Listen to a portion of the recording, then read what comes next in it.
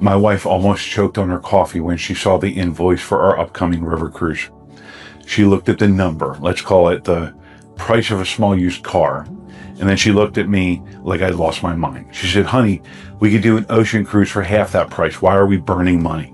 Honestly, for a second, I panicked. I thought, is she right? Did I just overpay by thousands of dollars? So, being the guy I am, I didn't just argue. I went to the spreadsheet.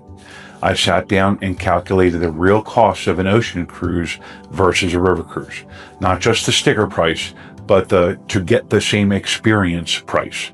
And what I found was pretty shocking. Today I'm going to show you why that cheap $2,000 ocean cruise is actually a lie, and why paying $5,000 more for the river might be the best financial decision you make all year. Welcome back to Empty Nester Cruising. If you're new here, we're here to help you spend your kids' inheritance on travel without making rookie mistakes. See, here's the problem. Most people compare the base fare of an ocean ship to the all-inclusive fare of a river ship. That's like comparing the price of a raw steak at the grocery store to a filet mignon at a 5-star steakhouse.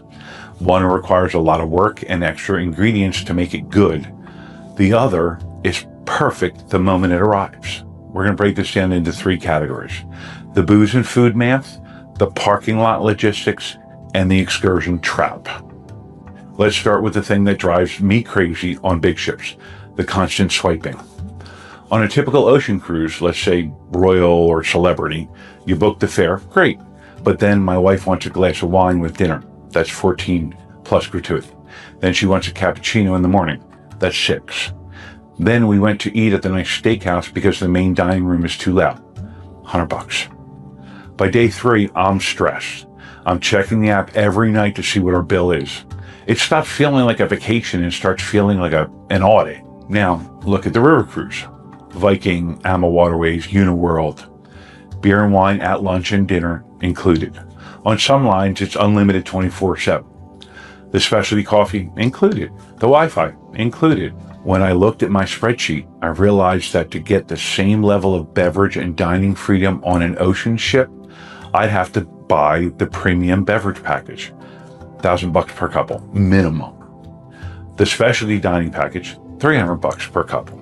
And the Wi-Fi package, $200 per couple. Suddenly, that cheap ocean fare just went up by $1,500, and we haven't even left the ship yet. This is the one that really gets the husbands. We hate hassle.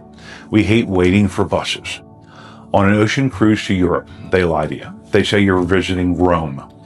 What they don't tell you is that you're docking in an industrial container port 90 minutes away from Rome. So to see the Colosseum, you wake up at 6 a.m., fight 3,000 people to get off the ship, sit on a bus for an hour and a half, run around Rome for 4 hours, then sit on a bus for another 90 minutes to get back before the ship leaves. My wife hates that. She's exhausted by 2 p.m. She's cranky. I'm cranky. Not a vacation. It's a commute.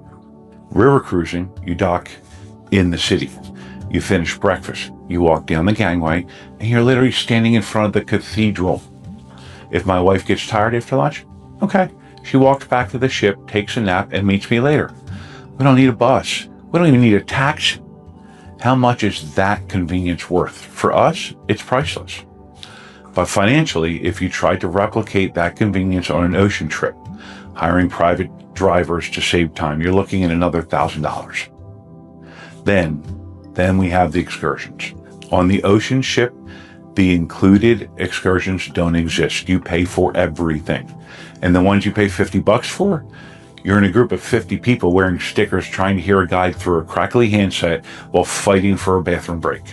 On the river cruise, there is a short excursion included pretty much every single port on pretty much every single river cruise line. And not just bus rides. We're talking walking tours, castle visits, wine tastings. I, of course, did the math. On our last ocean cruise, we spent about $150 per person per port on excursions just to do something we wanted and avoid the massive crowds. On a 7-day cruise with 5 stops, guess what? $1,500 for the 2 of us. Now on the river cruise, goose egg, 0. It's already included. So now let's look at that final tally. Ocean cruise, base fare $3,000. Drinks, Wi-Fi's tipped $1,500. Excursions $1,500. Transfer/hassle tax, $500. Total real cost, $6,500 plus a lot of waiting in line. Now let's talk about river cruise. Base fare, $7,500. Drinks, Wi-Fi's, and tips, $0. Excursions, $0. Total real cost, $7,500. Yes, the river cruise is still $1,000 more expensive on paper. But here's the question I asked my wife. Would you pay an extra $1,000 to never stand in a line, never sit on a shuttle bus, and never have to sign a receipt for a cup of coffee? Didn't even hesitate. She said, take my money. When do we go?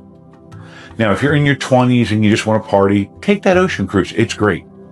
But if you're an empty nester like us, if you value your time, your needs, and your sanity, the river price tag really isn't expensive. It's actually a bargain. You're paying for access and peace. Don't let the sticker price scare you away from the best trip of your life. Do the real math. If you're wondering which river cruise line is right for you, you need to watch this next video. I compare Viking to AMA Waterways. Trust me, they're not the same. Now, thanks for watching and have a happy cruise.